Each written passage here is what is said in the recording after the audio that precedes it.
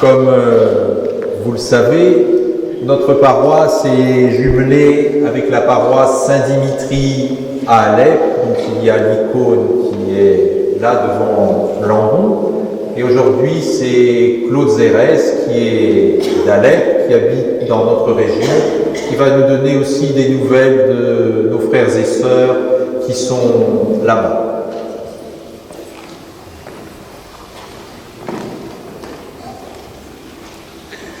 Mes frères et sœurs,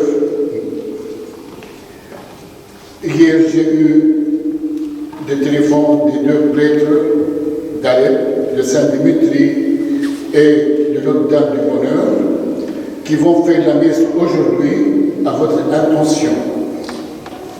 Vous savez que moi-même, j'étais ancien réfugié, où je suis venu avec ma famille après l'assassinat de ma fille de 18 ans, Pascal, et je continue à aider nos confrères à Alep.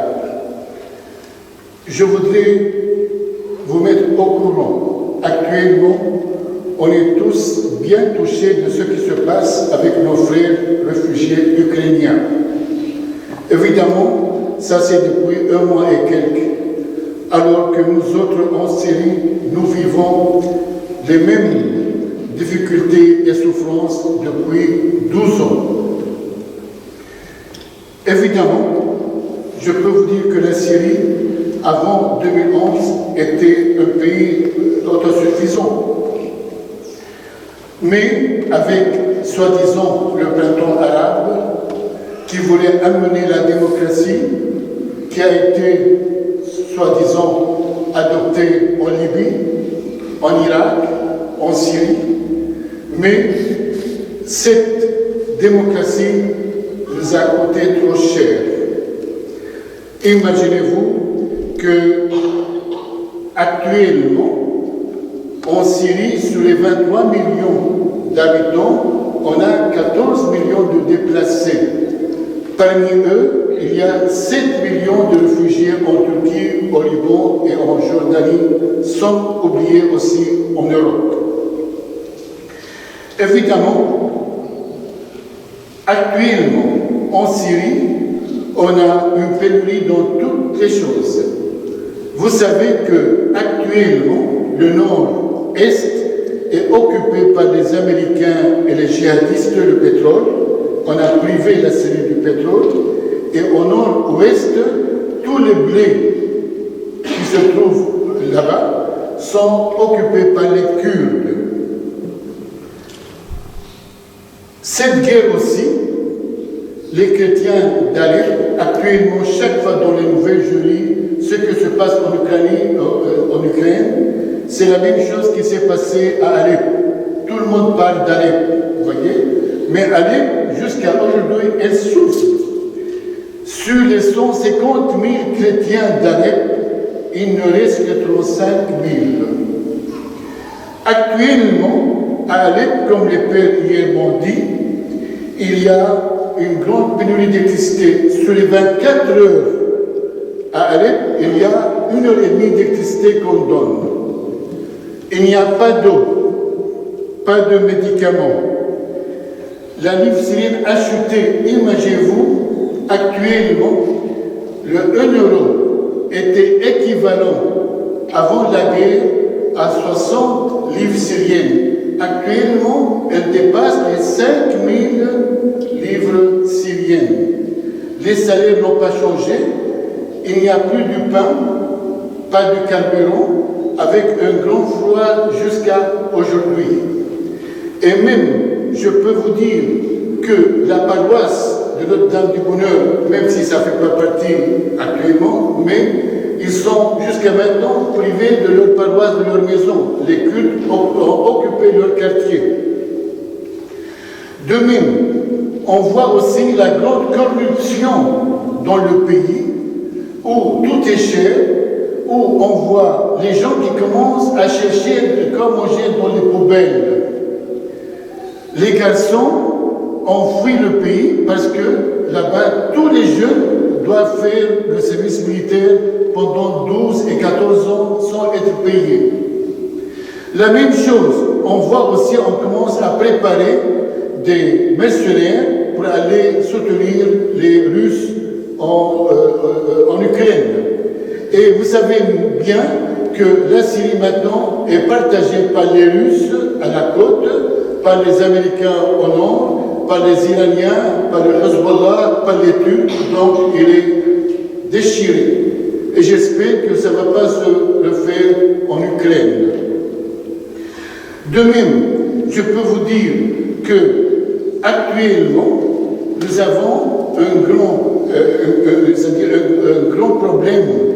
80% des médecins syriens ont quitté le pays. Et j'ai rencontré ici des dizaines de médecins syriens qui sont venus ici en France et en Italie. Avec tous ces malheurs, évidemment, nous pensons, moi je pense un peu à nos ancêtres. Vous savez qu'au 5e siècle, on a eu une communion spirituelle entre Sainte Geneviève de Paris et Saint Siméon de Cyrite qui a vécu 40 ans sur une colonne et où sa grande église, la plus grande au Moyen-Orient qui date du 5e siècle, vient d'être saccagée et détruite par les djihadistes et par les Turcs. 3000 églises de 3e, 4e, 5e église ont disparu. Ça, c'est toujours au nom de la démocratie. Je voulais vous dire, avec tout cet enfer d'injustice, on a des bons pasteurs. Depuis 2014 a été fondé le jumelage entre Saint-Aldric et la paroisse de Saint-Dimitri qui compte 825 familles. Et ça a donné des grands fruits grâce à votre générosité et surtout avec le Père Cotten qui était curé avant. Donc, et on continue à aider. La même chose, en 2016, on a créé un autre jumelage entre Sablé et Notre-Dame du Bonheur. Et évidemment, ça c'est cette communion fraternelle a sauvé, je dirais, des milliers de personnes, des bébés, des vieux, des médicaments, pour loger des familles qui n'ont plus de maison, et ça continue. Et ça, c'est grâce à votre générosité et grâce à la proclamation de la fraternité chrétienne de Saint-Orient qui n'a pas cessé de continuer à aider, malgré qu'il n'y a plus en Syrie depuis 12 ans, ni des bombes, ni tout est coupé du monde. Et on arrive à assurer tous ces aides matérielles pour ces paroissiens. Donc, avec cela, je vous prie vraiment de bien prier. Et moi, le 20 avril, j'irai à Alep parce que je n'ai pas pu aller depuis 3 ans à cause du Covid-19. D'habitude, j'allais là-bas pour superviser tous ces aides qui sont distribuées à ces paroissiens. Évidemment, les paroissiens ont chaque mois ce qu'on appelle les colis, c'est-à-dire paniers de la montagne. Ce sont des colis qu'on donne à chaque famille. De même les médicaments, de même les opérations. Donc tout cela se fait grâce à votre générosité. Et avant de terminer, j'aurais voulu vous montrer une chose qui a été publiée dans plusieurs journaux. Regardez, je devais donner ça à Bruno que j'ai oublié. Comment un enfant du monde, comment il a envoyé un message pour les enfants d'Alep, vous voyez, en disant, moi, Mathéo, j'habite en France au monde, je fais ce dessin pour vous encourager, pour vous donner espoir. On dirait que c'est l'étoile entre la Syrie, vous voyez, et la France. Et il a mis même le mont 24, vous voyez. Ça, c'est symbolique que je vais demander au Père Bruno de la mettre là-bas comme un signe de fraternité. Donc, avec cela,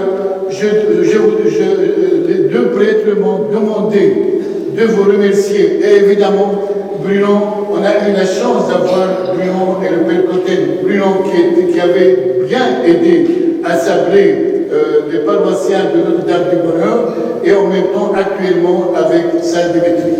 Donc, encore une fois, je vous dis, au nom des paroissiens et de Père Michel Candelaf, le curé de Notre-Dame du Bonheur, et le Père Georges Dallaire, qui est nouveau curé, surtout que l'ancien curé est devenu l'archevêque d'Alep. Donc, union de prière et merci pour tout ce que vous faites.